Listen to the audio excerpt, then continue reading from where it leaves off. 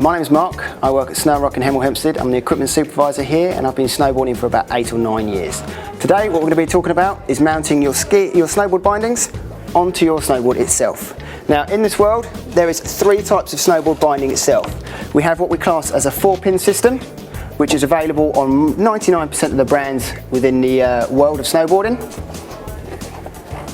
We also have a 3-pin system, which is designed and built by Burton Snowboards, and we have a new one which is called ICS. Okay, it's a single track system, okay, and has a specific binding attachment for itself. Okay, this again is made by Burton Snowboards.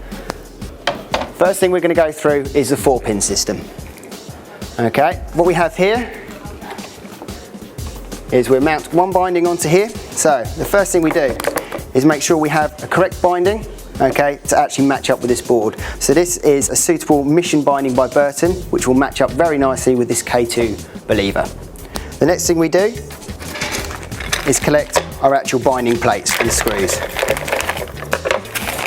Now each one of these bindings has 4 screws in it, so we ensure we get the 4 screws and 4 washers. Okay. Okay, and what we're going to do is make sure this binding is we're going to pin it in these 4 holes here.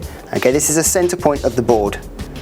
We place it on the board and we're going to pick our angles of degree. Okay, to pick the angles of degree is really down to your own personal preference. To come into a shop, we will give you advice and we'll help you with this on picking your angles and the spread of your bindings itself. Today what we're going to do is mount this on 15 degrees. Now here, at this point here, you can just see the 15 degree point. Okay, this is what we use, the arrows and the 15 degree point. We then use the binding itself to actually mount onto the snowboard.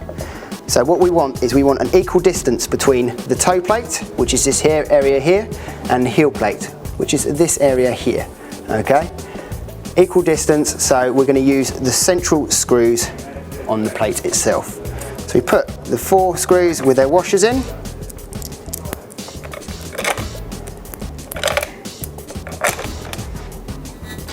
We take a tool, okay, this is a Burton bullet tool, very easy to use and it's ratchet as well. So first thing we do is lightly screw all 4 in.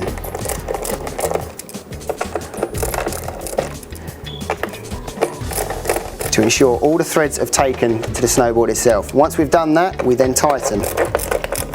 Very lightly because we don't want to push the screws through the bottom part of the base of the board.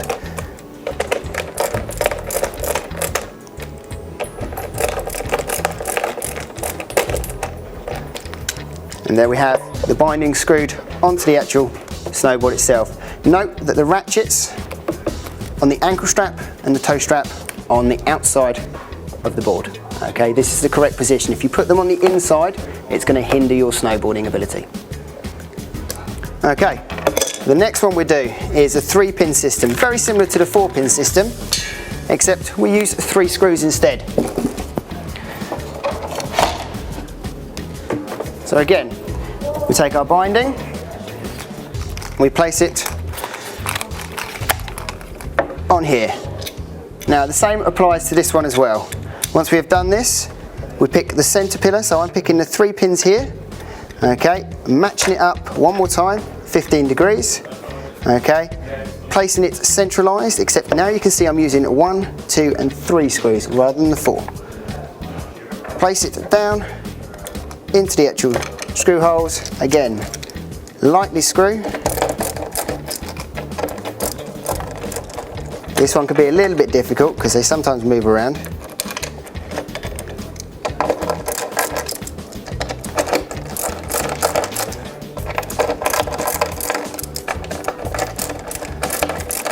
And then voila, again nice and similarly placed. Now some people think that 3 screws are not as good as 4. Now Burton has spent a lot of time doing this, okay, so they have put these in this for this reason. It's to lighten the weight of the binding and to still ensure that it's held down very well on the actual board itself.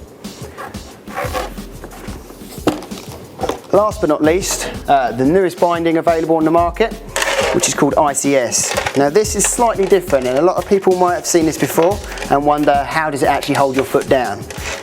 Now the reason behind it is they've actually changed the way in which the binding is. If you notice, there's no central plate on this binding now. What we have It's 2 screws either side of the binding. It actually aids with the flex of the board and the binding as well, so there as one when you're actually riding. Very good for freestylers and free riders. Now how we actually mount this is very similar.